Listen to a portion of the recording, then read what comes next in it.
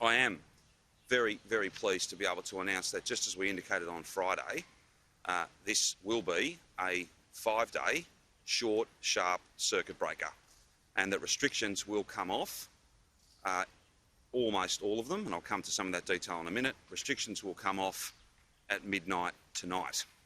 That is exactly what we said we needed. That is exactly what we said would work. And we are very pleased to be able to report that progress today, not just a 0-day today, but also the fact that we've been able to contain this outbreak.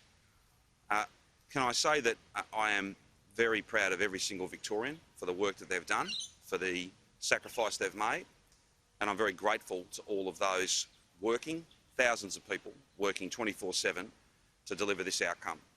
When you think about it, we have 3,400 close contacts. If we had been open throughout this outbreak, then that number would not be 3,400. It would be much, much higher than that. Total case numbers would be much, much higher than that. And it is a certainty that I would not be reporting 0 cases today, and the fact that restrictions are coming off, I would in all likelihood, and indeed beyond that, I'd be reporting a very different set of circumstances. We've avoided that. However, just before I go to some of the detail, this is not over.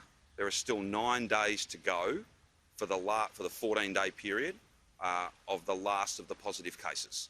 They've still got 9 days to go, so next Friday, not this Friday, but next Friday, we'll be able to be even more definitive about the epidemiological picture across the state, the status of the virus across the state, and that means that whilst we can revert to almost all the settings that applied last Friday, our COVID-safe summer settings, there are some exceptions. So perhaps it's best if I run through those now.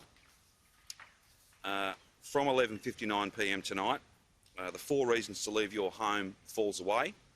The 5-kilometre limit on travel falls away as well. That's no longer in place. Masks, however, will be required indoors and outdoors where you cannot physically distance, when you cannot socially distance that 1.5 metres. Now, there is an element of discretion in that, but we'd ask people to acknowledge, and I think Victorians do, you don't get a test number like that if people are not fully aware of the risks and challenges this virus poses.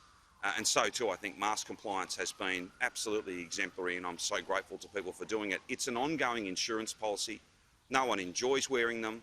It's inconvenient, but that inconvenience is nothing compared to lengthy, protracted lockdowns, particularly when we're so close to seeing the first of the vaccines rolled out.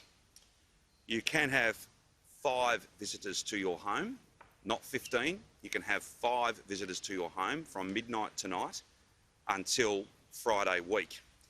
And because that is the balance of the 14-day incubation period, the period of risk for many thousands of people who, let's give them a shout out and thank them for isolating at home, for doing the right thing.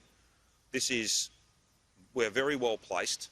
This circuit breaker has worked, but the issue is not over and the virus is not gone, and therefore it is appropriate on advice to maintain some of these settings. So 5 to your home, not 15. Up to 20 people at public gatherings from any number of households. People can return to work regardless of public or private sector, up to 50% of capacity in those workplaces.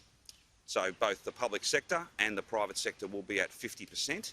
We will get to that 75% when it is safe to do so, but that will not occur before Friday week. Once those 14 days have expired, we'll have more to say about that. Visits to hospitals and care facilities will be limited to 1 household visit per day, with some specific exemptions for palliative care and things of that nature. The last thing we want is for someone to be visiting a sick relative and in fact making other people sick or in any way contributing to the spread of this virus. I know that is inconvenient, but they are the rules that have to be in place. Schools will reopen tomorrow. Retail and hospitality will reopen with the same density limits that were in place last week.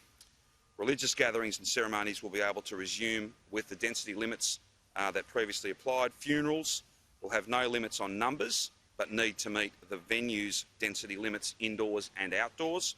The same applies for weddings. They can go ahead again, but the size of them will be dictated by the space in which they are held.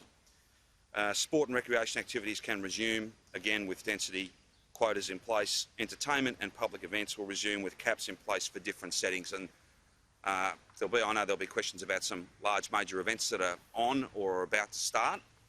There will be, as there's always been, a process to examine each of those through that public events, major events framework, where we look at the COVID-safe planning, the way in which risk can be dealt with, and we'll have further announcements to make about those as the day unfolds, because they will be on a case-by-case basis. And it's not a simple process. We go through quite an exhaustive process to make sure that those events are viable and can happen but are safe. That is the best way to go. We will continue to review all of these restrictions. I'm not foreshadowing any changes to these rules between now and Friday week. That is to say, we're not going to make them better or worse. That's our plan is to lock these in now. But we all have to acknowledge that it's not over, it's not gone, and there are many thousands of people who are doing the right thing, and we're deeply grateful to them. But that 14-day period is there for a reason. That's how long this virus can take to come forward. That's how long it can take to get a positive test. But this is, in every way, this strategy. We have cases, we have contacts, we have the contacts of contacts, and when necessary, we have a fourth ring in that approach, and that is to substantially limit movement. No one enjoys doing that. It's not a decision that's taken lightly, but it has worked in this instance, and we will always reserve the right to get the best medical advice to keep Victorians safe, and to make sure that in a broader sense and in a much more ongoing sense, we are safe and open. These are very important announcements. I, of course, acknowledge the very difficult circumstances that many have faced, but there was simply no alternative but to follow the advice provided, and indeed to reassert the policy and the approach that saw us do what no other part of the world has done, defeat a second wave. It makes sense to continue to listen to those experts. That's exactly what I intend to do. Again, thank you so much to everybody who's made this possible. A particular shout out to those who are in ISO at home. A particular shout out to nearly 40,000 people who got tested just in these last couple of days, and many more beyond that since this outbreak started. And of course, thanks to literally thousands of staff who've worked tirelessly to bring this outbreak, to run this outbreak to ground, just as we did in Black Rock when those cases came down from Sydney, and just like we'll do again if we have a case in the future. Indeed, when we have a case in the future. That is the nature of this virus.